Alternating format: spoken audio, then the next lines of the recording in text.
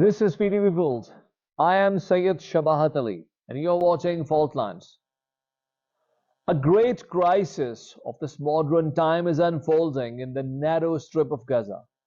One of the most densely populated cities in the world is being bombarded brutally by the Israel's Air Force. A city that has 50% of its population consisting of children who are under 15.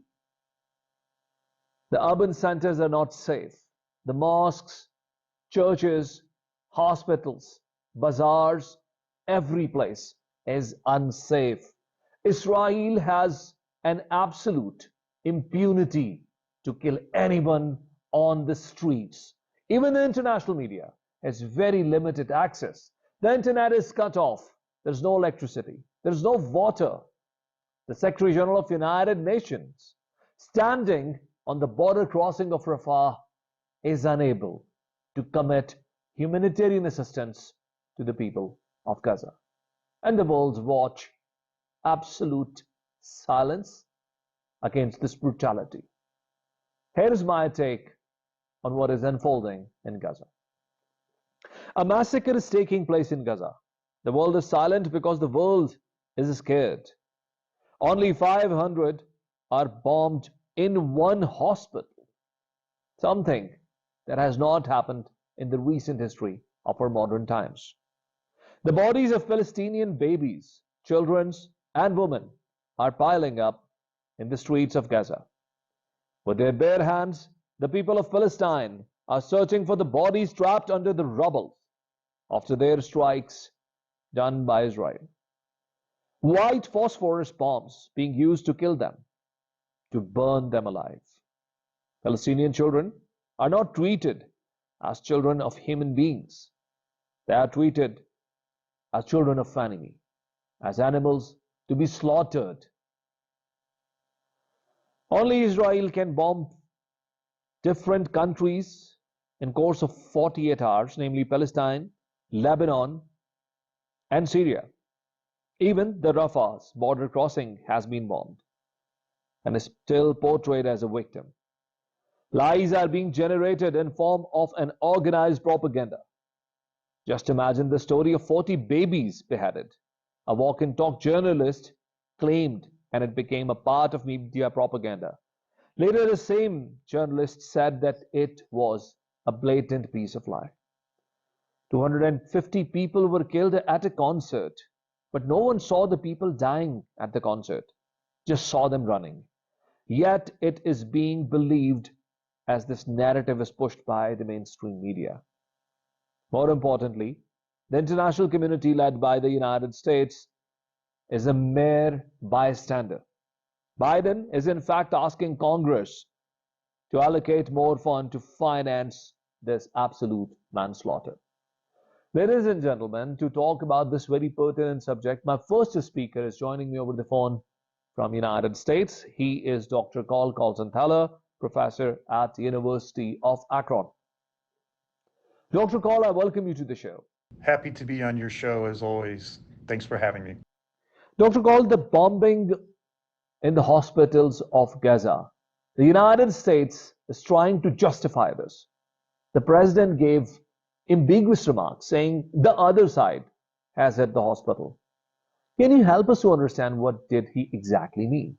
So the U.S. response to the attack on the hospital is basically based on the assessment of the United States intelligence community.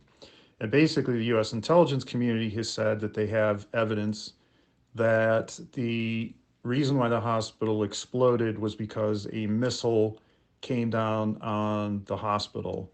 And the missile seems to have been fired from inside of Gaza that was aimed at Israel, but the rocket motor failed on the missile and then fell on the hospital. So it's not so much a political reason why Biden has said what he said. It's a consequence of the U.S. intelligence community's assessment. U.S. intelligence community really tries to stay apolitical as much as possible. So this is based very much on the evidence that the U.S. intelligence community says it has. Obviously, this is very controversial. It's going to be disputed by various people around the world.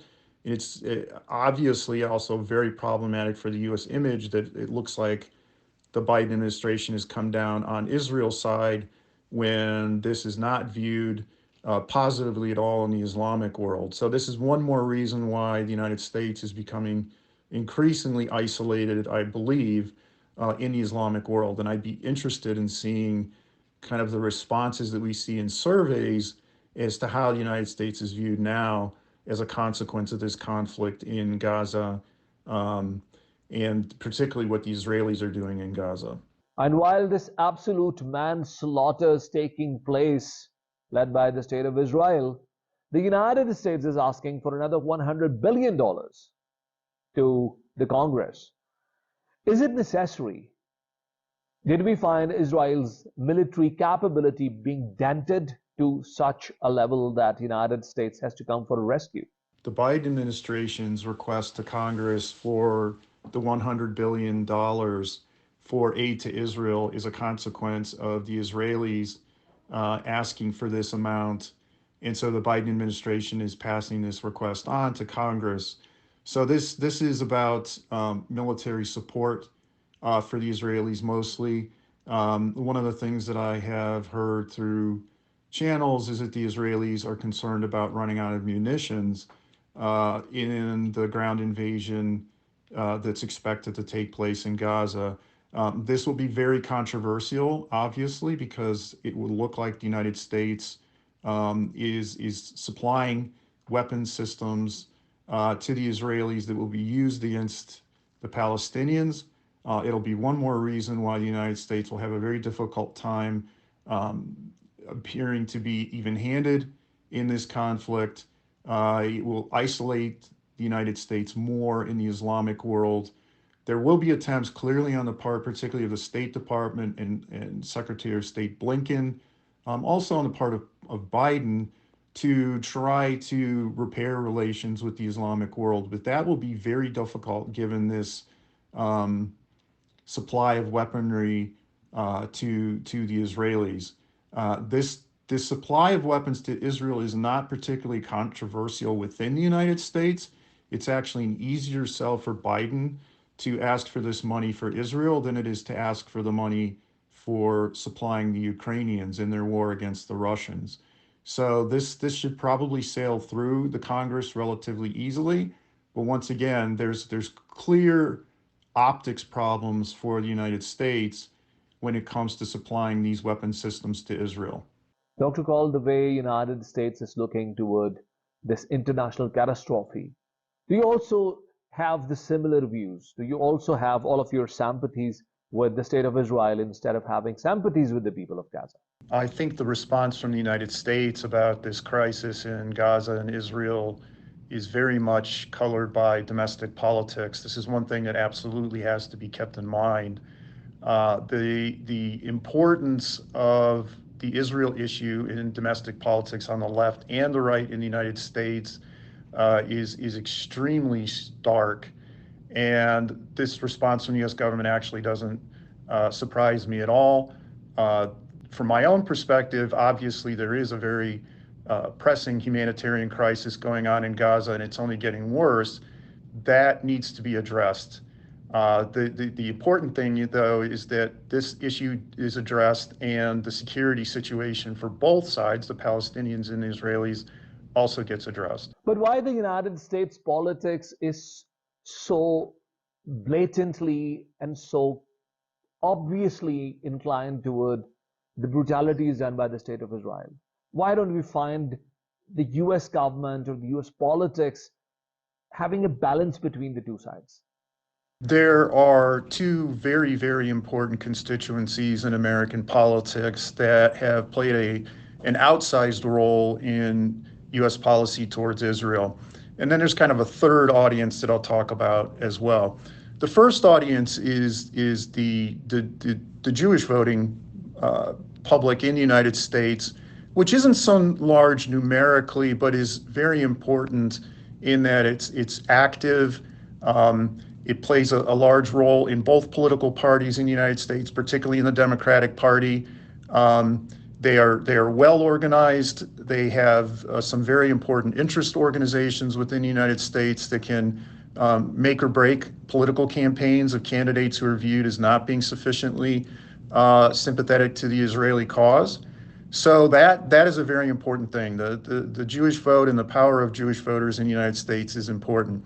There's another numerically larger group of people that doesn't often get that much attention, but that's evangelical Christians. Evangelical Christians in the United States who vote overwhelmingly for the Republican Party are very staunch supporters of Israel and very staunch supporters of even some of the most, if you want to call them, draconian Israeli policies. So you definitely see both of these constituencies play a large role in how U.S. policy towards Israel gets shaped. The third audience is what I would call the not very engaged middle in the United States, and the not very engaged middle in the United States is still slightly pro-Israel. And part of that is because I think a lot of Americans see more in common with Israelis than they do with Palestinians. They understand Israeli culture a little bit more. I think there's the Christian-Jewish connection in the United States is stronger than, say, the Christian-Muslim connection. And I think also the media plays a role in the United States, and that the media tends to focus more on the Israeli viewpoint than on the Palestinian viewpoint. Some media sources more of that than others, but the media is certainly a very different type of source of information than, say, for example, what you'd have in Pakistan. I follow Pakistani media. I follow Pakistani media on this issue. It's a very, very different narrative in Pakistan than what you see in the United States. Dr. Kaul, but my question originally was that why the lobbying of Israel so strong in the US's politics? We clearly find the United States biased and tilted in favor of Israel. Every time when a UN resolution is placed in the Security Council, it is being vetoed by the United States. The humanitarian crisis in Gaza has been bad and is only getting worse now with the Israeli bombardment, with the cutoff of access to food, to electricity, to water from Israel. This means that Gazans will suffer quite a bit. From the perspective of the U.S. government right now, there's very much a domestic political slant to this that has to be taken into account. And by slant, I mean that the U.S. government right now, the Biden administration, and if it was a Republican administration, it would be the same way, is very much concerned with what domestic audiences in the United States think about their response to this crisis. And for both Democrats and Republicans, the pro-Israeli side far outweighs any kind of pro-Palestinian side in U.S. domestic politics. And so we really shouldn't expect any kind of response from the U.S. government to be anything other than 100% pro-Palestinian. I think you actually have more voices in the U.S. calling for an even more pro-Israeli position than the Biden administration is providing at this point. So I don't really expect much in terms of the Biden administration trying to be a little bit more even-handed, and that's very much a product of U.S. domestic politics. It's also probably a product too of Biden's own relationship with Israel. He's got a very close relationship with Israeli politicians, and that plays a role. And so when you talk about how this is viewed in the West, when you talk about how this is viewed in the United States in particular, you got to take into account these very loud pro-Israeli voices in the country, how important they are politically, but you also have to take into account that in the media here in the United States, and I've tracked this also in other Western countries, the Israeli viewpoint is given much more than the Palestinian viewpoint. And so this plays a role in shaping public opinion and public pressure when it comes to this issue. While 2 million people are being massacred in absence of electricity, internet, water, food, shelter, any safe place to be rescued, don't you feel that the international community needs to have some sanity to prevail? Is there any sane voice inside the US politics that can raise voice against this brutality? Unfortunately, I think the situation in Gaza will get worse before it gets better. I think the airstrikes may continue. for a short period of time, but what we can expect is that there will be an Israeli ground invasion. It will be a massive invasion. It will not be a small set of operations. This will be an attempt to eradicate Hamas, not simply diminish Hamas's capacity to hurt Israel, nor will it be an attempt to restore deterrence with Hamas so that Hamas thinks that attacks in the future against Israel will be too costly. This is a full-out effort by the Israeli government to essentially wipe Hamas off the face of the earth. And so that will mean a very large ground invasion into Gaza, which will cause tremendous casualties on both sides. No question that there will be many, many civilian casualties as a consequence of this. Gaza is extremely densely populated, and it is a place where if you engage in warfare street by street, a lot of people are going to get killed. And this situation is something that the Israeli government is fully aware of is going to be costly, but I think they've made the decision that they're going to do it. And they will weather the international condemnation that will come of images of dead Gazan civilians caught in the crossfire. But I don't think that there's any way that you're going to see the Israeli government not engage in this kind of offensive into Gaza, and it will be a very, very ugly affair. Dr. Kaul, where do you think the conflict is eventually leading to? So you raise a very good point. And what I would say is that a very important issue here is information. I think most Americans are unaware of the plight of the Gazans. There are some who are aware of it. There are some who are bringing this up as an issue. There's a few voices in the American Congress who brought this up as an issue, but they are a minority. They're drowned out by the voices that say we need to focus on Israel's security and not so much on the plight of the Gazans.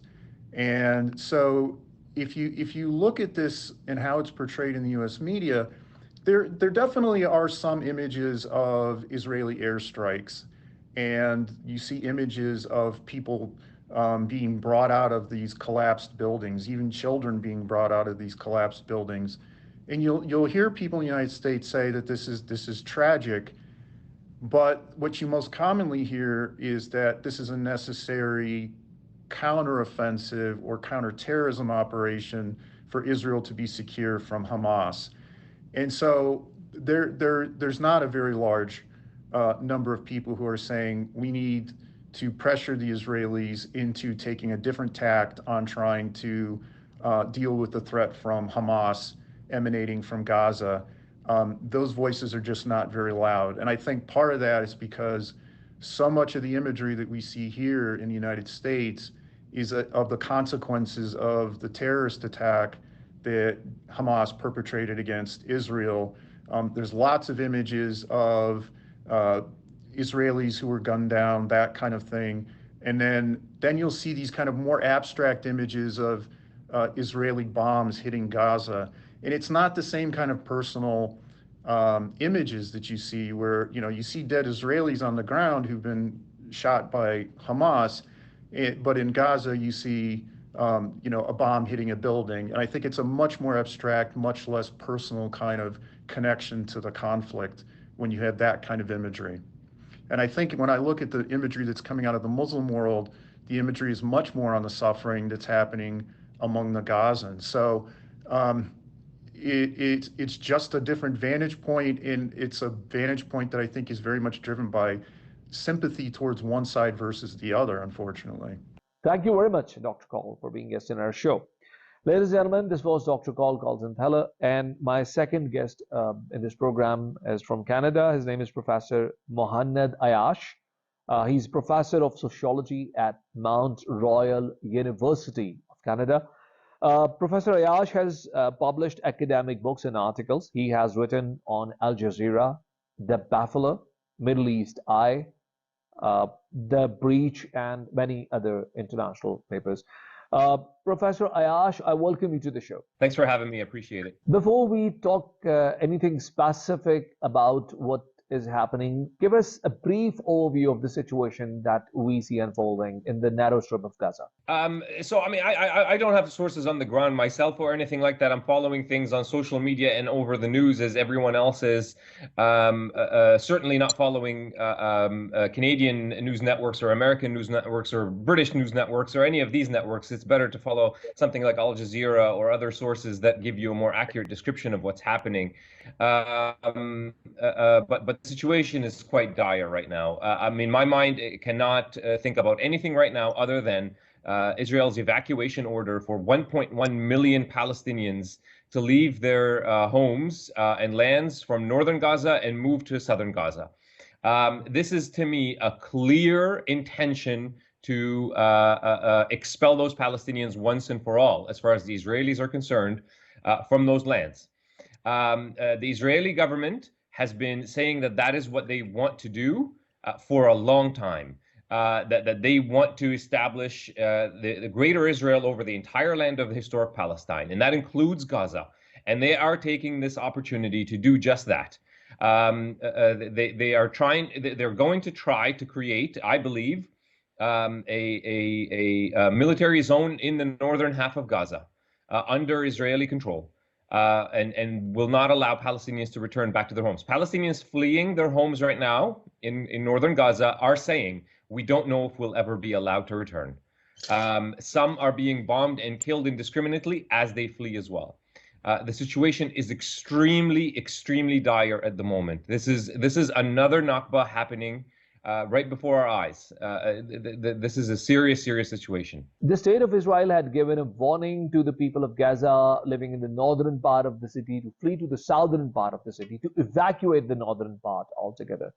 What does this evacuation mean while the doors are closed? There is the ocean on one side, Egypt's border is closed on the other side, and Israel being on the other remaining sides of the city of Gaza. Where do the people go? Where should the people go while they are being asked to evacuate?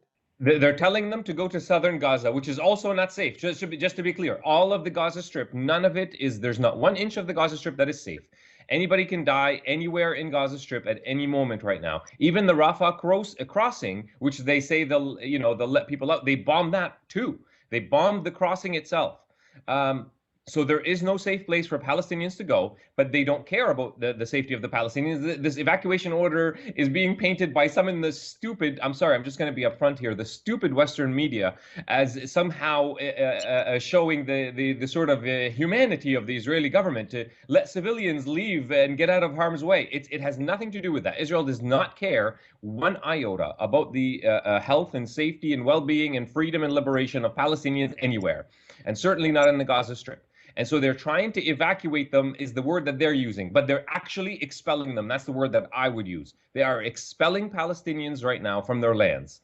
And their goal is to expel them so that they don't ever return. And they're going to try to take over that northern half of Gaza. I mean, I don't know if they'll succeed. I don't know if they'll actually try to carry it out. That is, though, their thinking. Of course, they're not saying that publicly. They never will. But all the signs are there to see that this is precisely what their thinking is, because this is the blueprint that they followed in 1948. This is exactly how Israel was established as a country in 1948. It threatened the safety of Palestinians everywhere. When civilians fled, they were never allowed back. Which, by the way, breaks all the rules of war. So that's exactly what they're doing right now. The international media's story is starting from Saturday's attack when reportedly Gaza initiated, the attack was initiated from Gaza by Hamas inside Israel's territory. Help us to have a background of what had happened on Saturday. Right, and that's the narrative that is being, spread by Israel, and the West is replicating it because the West is also part of this. The West has an active interest in the existence of Israel as an imperial outpost for the American empire. So that's why they're replicating all these points. But of course, it's nonsense. No serious academic would look at this incident and say, "Oh, Israel had an unprovoked attack," or any of that nonsense. You don't even have to be an academic. Honestly, anybody with an honest bone in their body would see that as rubbish. This is clearly an outcome of over 100 years of settler colonization. And Hamas is reacting. So there's a huge long-term set of violences and injustices that Palestinian people have suffered over 100 years that the Palestinians are responding to here. And Hamas is specifically to bring it into more immediate historical or immediate events probably, I mean, Hamas told us why they carried out this operation, right? Like it's the attacks on the Al-Aqsa Mosque. It's the settler attacks against Palestinians in the West Bank. It's the continued imprisonment and besiegement of the Palestinian people in the Gaza Strip. And critically, also the normalization deals, the intensification of normalization deals that Arab states are carrying out with Israel. Those normalization deals are heading towards one political future path, and that is the erasure of Palestine off the map. You don't need to imagine this. You can just look at the map that Netanyahu showed at the United Nations just a few short weeks ago. He said this is the new Middle East, and he showed the entire territory, including the Gaza Strip, as Israel. There's no place for Palestine anywhere on that map. So Palestine is being erased from the map completely, and Hamas is responding to this. And like you said, of course, there's war crimes that Hamas committed, and right, like nobody condones, you know, those horrific videos and things that we saw. But that's not the point here. The point is that to just simply blame this on Hamas as if Hamas is the aggressor is absolute nonsense. If you don't want to take it from me, take it from David Ben-Gurion, Israel's first prime minister and the prominent Zionist leader prior to the establishment of the state of Israel. There's a quote from him in one of his meetings with his own political party, saying, you know, we always talk about how we're defending ourselves, but though from his perspective it is true that they defend themselves in specific incidents, meaning that the Palestinians would start a specific incident, would start with violent aggression towards Israelis, and therefore the Israelis are specifically in that incident defending themselves, which is of course not always true, by the way, but he does talk about how that does happen sometimes. But he said, even in those cases, we have to admit we are the political aggressors and they defend themselves.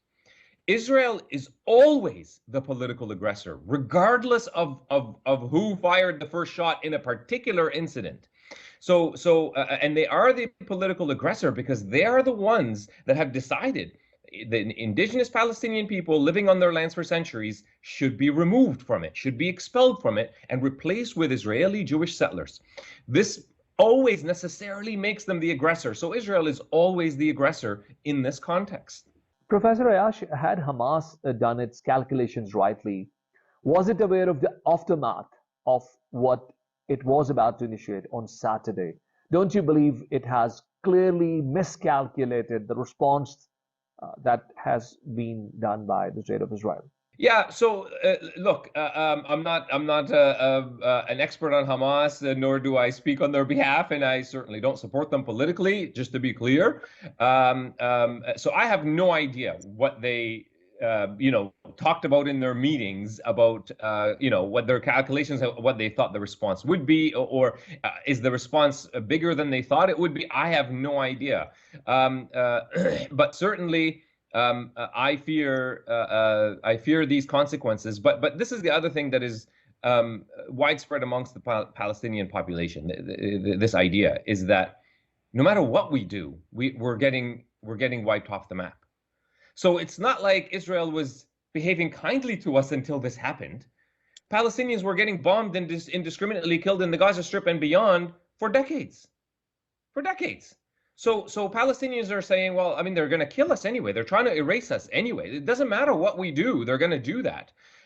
What Hamas probably calculated is that this will put an end to normalization deals and at least slow down the political erasure of Palestine from discussions of the region. It's still not clear if that goal has not been achieved. I mean, I think we'll all be watching very closely what the Saudi government does here. If they continue with normalization with Israel after this, I think there might be uprisings within Saudi Arabia. So it's I don't want to predict anything here because we don't know. Nobody knows where this is going. And people will have all sorts of analysis later about Hamas's calculations and miscalculations. There'll be plenty of time to do that analysis after we know all the facts and and see what transpires. But at the moment, my thoughts are completely with the people of the Gaza Strip and the planned expulsion of those people from their lands. And why Syria and Lebanon would be attacked? Maybe you can say Lebanon has this problem of Hezbollah, despite the fact that Hezbollah hasn't crossed the border as yet. But why Syria? What has Syria done? Is Syria even in a position to cause any daunting threat to the state of Israel? Israel has been bombing Syria for quite some time. This is not. They didn't need this pretext. They've carried out airstrikes in Syria for quite some time now. As far as they see it, it's their confrontation with Iran. So they see all of these areas that they're bombing in Lebanon and in Syria and even in the Gaza Strip as part of their war with Iran, undeclared war, but war with Iran. While the United States standing behind Professor Ayash, do you think Israel can potentially take this conflict beyond its borders? Yeah, and they sent an aircraft carrier. So I mean, I try not to get into the predicting game too much because it's so difficult to predict these things as they're happening, and it's not just us that can't predict it. Honestly, even the actors themselves right now probably can't know for sure what they even are going to do because they're continuously reacting to what others are doing. So who knows where this goes? It could spill over into a regional war. That's not impossible. That is on the table. I don't know if that will happen. I don't know if it happens, what it will look like exactly. But this is a very real possibility. The ground invasion of the Gaza Strip seems to me imminent at this stage, unless there are some serious backroom dealing that we don't know about, that maybe I'm just being hopeful is happening, but is not actually happening, of maybe the Saudis or the Egyptians maybe putting pressure on the US to put pressure on Israel not to do a ground invasion. I'm just speculating here. I have no reason to suspect that this is happening. I have no reason to suspect it's not happening, but it seems to me that the ground invasion of the Gaza Strip is imminent, and that is going to be even more devastating than the already extreme devastation that we're seeing. Thank you very much, Professor Mohanad Ayash, for being guest in our show. Thank you, and I encourage everyone around the world to stand up for Palestine. Do not succumb to this pressure into silence. Wherever you are in the world, show your support for Palestine. Ladies and gentlemen, we'll take a break and we'll join you back with the second segment of the program. Stay with us.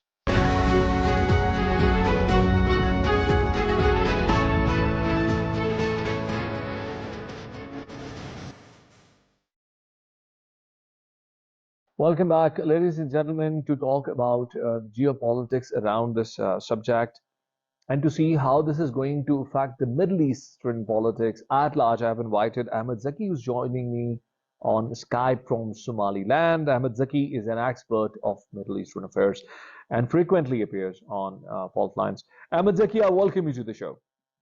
Thank you for having me. Zaki, most of the Western media is starting the narrative of this recent conflict. From Saturday's attack when Hamas reportedly attacked inside Israel. Is Hamas, in your opinion, clearly the escalator this time? The story have a deeper root than the Saturday. For the last 2 years, Israeli army were targeting civilians inside the Gaza. They were attacking, and they were also attacking the people who are not even violent. On the West Bank of Palestine. They were attacking the civilians who were protesting against the oppression of Israel, and they are not even equipped people.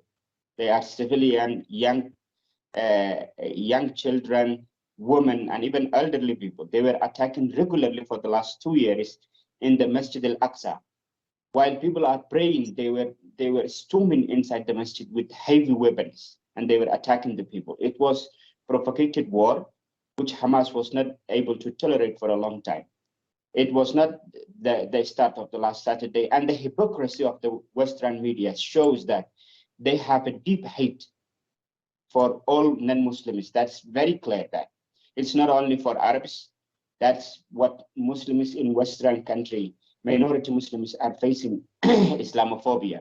And this is deeply rooted with the Islamophobia propagated by the Western media. The Western countries that talk about freedom of speech when it comes to various hatred crimes, when Quran is burned in European capitals, many say it's freedom of speech, allow people to do whatever they want to do. But the same capitals are now not allowing protests in favor of Palestine. The people are coming out in large numbers, but they're not allowed to hold protests in favor of Palestine. How would you comment on this? Yes, it's not only there. They are harassing the people who are protesting to raise the voice for Palestine inside the European countries. Not only France, but even in UK, they were harassing. Police were harassing the people. The similar accident would take place in Texas, USA, for 2 days before, and also in Belgium. People are raising their voices because the freedom of media now is not only dependent on the media houses. People are watching the social media where the individual people are reporting accidents which they see daily, regularly. And the horrific picture is coming from the Gaza.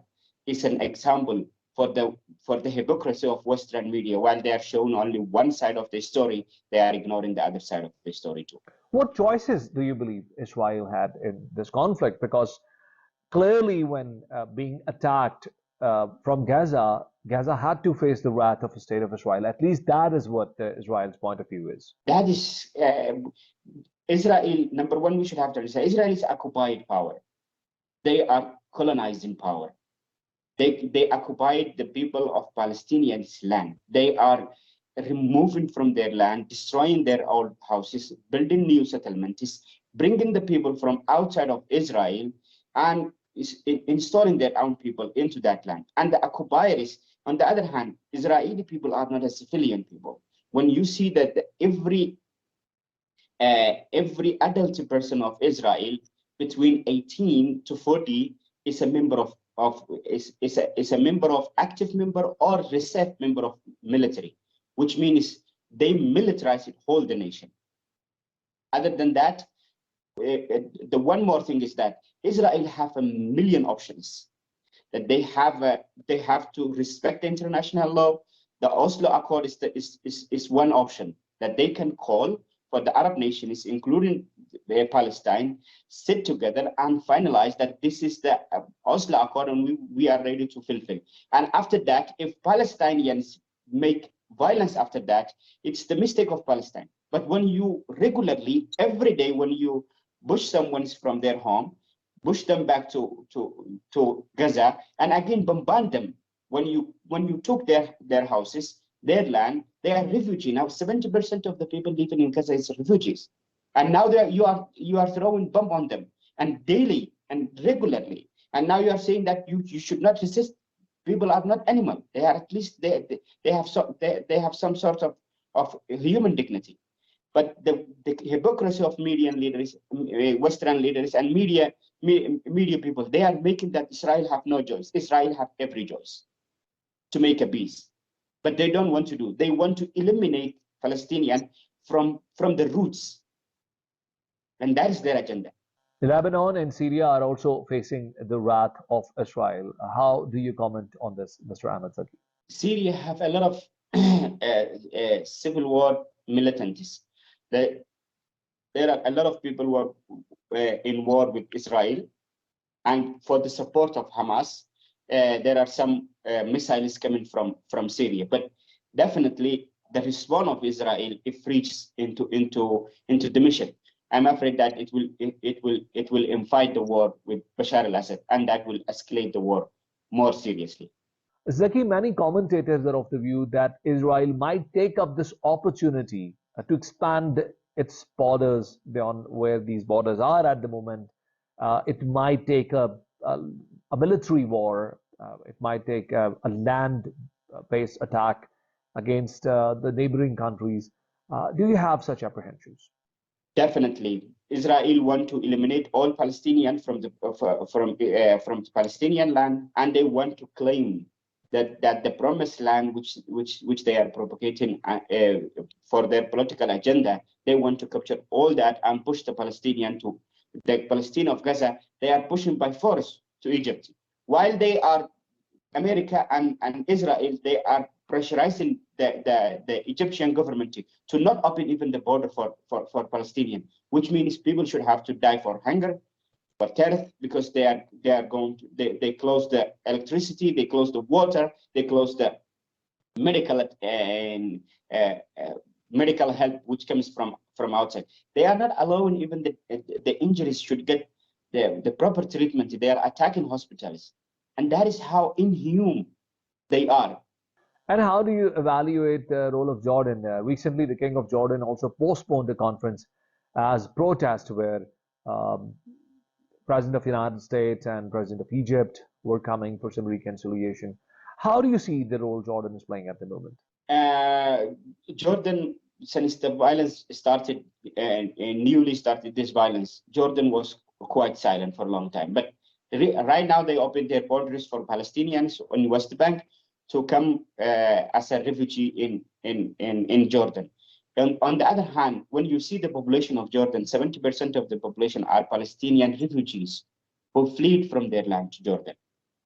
So you can understand how much pressure that country have facing.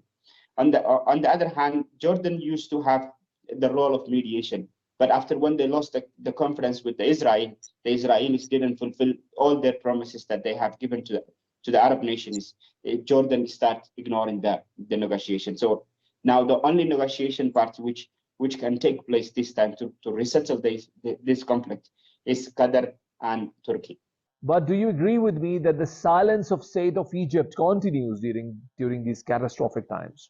Previously, they used to use for a card of negotiation, showing that we are supporting the Palestinian, and whenever the war used to start, they used to open, and sometimes they were even given some sort of humanitarian help.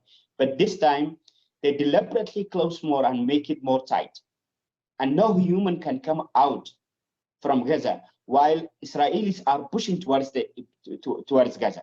Kingdom of Saudi Arabia has also expressed her resentment that they have perhaps put the talk process with Israel also on a slower pedestal this time. How do you see the response of Kingdom of Saudi Arabia? They were trying to resolve the Palestinian case in a peaceful manner. They offered Israel that Israel should have to accept the first condition of the Oslo Accord, which most of the Arab nations and the American negotiators, they agreed that if Arab countries are going to recognize the Israel, they are going to accept the accord of the Oslo Accord of UN resolution, which was two state, Palestinian independent state and Israeli state, and the Palestinians should have to get back their land. On the other hand, Saudi Arabia and Hamas have a negative relationship. They had never good relationship since Hamas gets support from Iran. There was always an odd relationship between Kingdom of Saudi Arabia and Hamas. That's why whenever you see that the Hamas is fighting against Israel, Saudi Arabia used to always choose to be silent. But this time they couldn't remain silent because the offensive that Israel is taking is collective punishment, that they are destroying the most populated area without warning.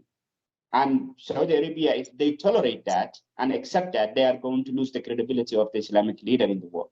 So everybody is going to look at as a part of the oppressive regime. On the other hand, Saudi Arabia already sent a clear message to America, to USA.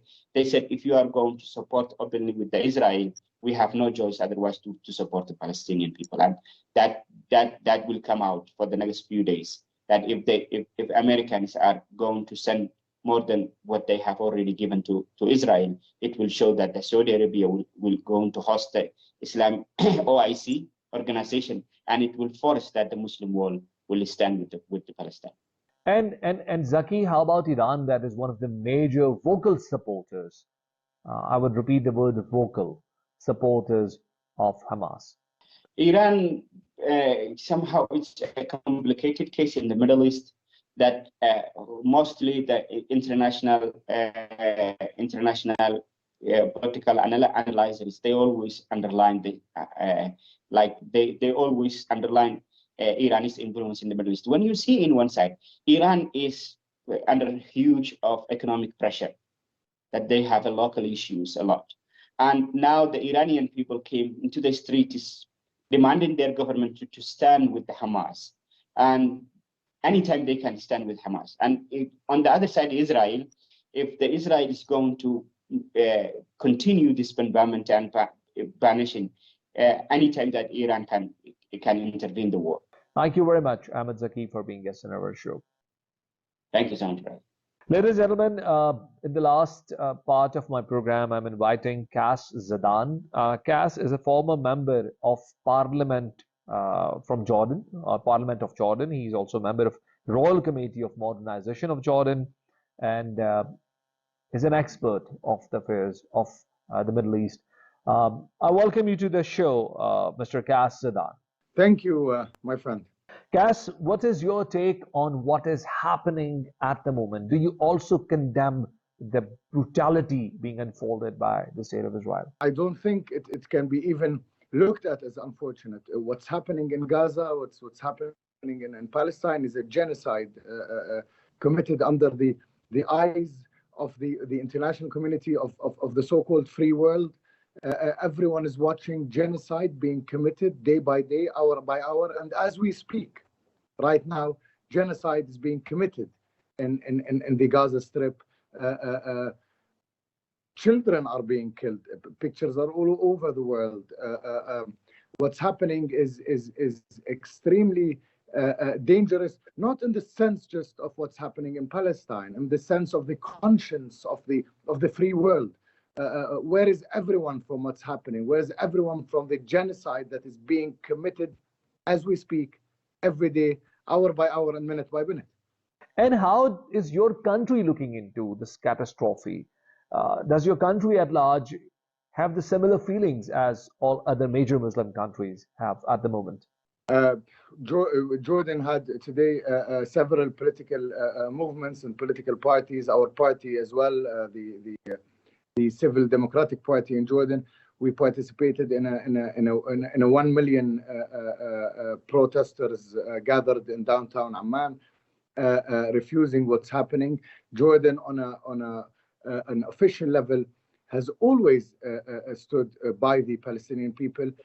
Jordan has several times sent alarms all over the world that the Gaza Strip is basically an open-air prison.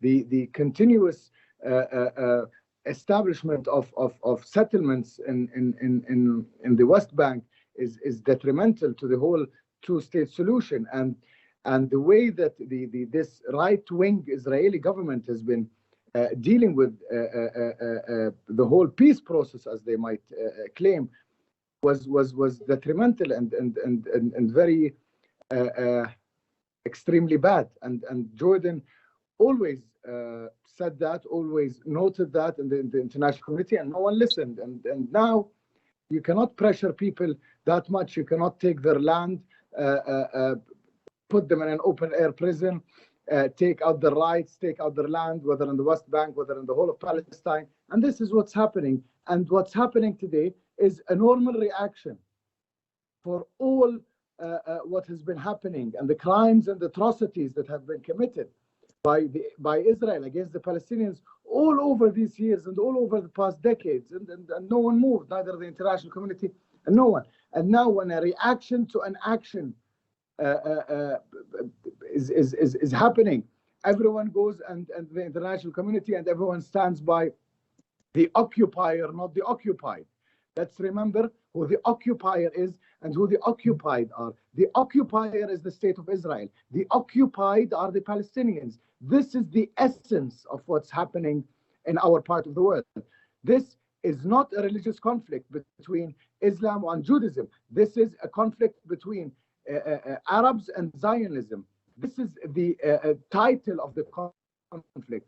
The conflict is a land, its people, its soil, its air, its oranges, because Palestine is famous for orange. This is all under siege, and the Israelis are continuing to do that under the eyes of the international community. Do you find any diplomatic engagement underway to help the people of Gaza out of this catastrophe? The foreign secretary of the United States was in Jordan yesterday, and His Majesty King Abdullah ascertained to him that all aid has to reach to Gaza. What's happening there is a genocide, and therefore aid has to reach to the people of Gaza. And Jordan is working on this, is working on to extend all help it can. Jordan has a hospital now in Gaza, operating and working and helping people there, and our position is clear, always was and always will be. Guys, in your opinion, what could have ideally avoided us to land in such a difficult situation? What could have averted the crisis? Simple. The Israeli government for the last 10 years has we're not even working towards a peace that they claim they were doing. You have 2 million people, if not more, in Gaza in an open-air prison, my friend. An open-air prison. And nothing has happened. These are people who are living without electricity, without water, without the basic needs of a human to live. And obviously, Israel is continuing building settlements, even with its extremely right-wing speeches. And on the other side, it's an apartheid state. And therefore, I think the reason behind everything that's happening is the way that this right-wing Israeli government is dealing with the whole world and is dealing with Palestine in specific and is dealing with its people. This is a government today that is committing genocide as we speak in Gaza. The pictures are going out and no one is stopping them. To the contrary, it seems like they have a carte blanche from the international community, and that saddens every free person in this world. And how's the situation in the West Bank at the moment?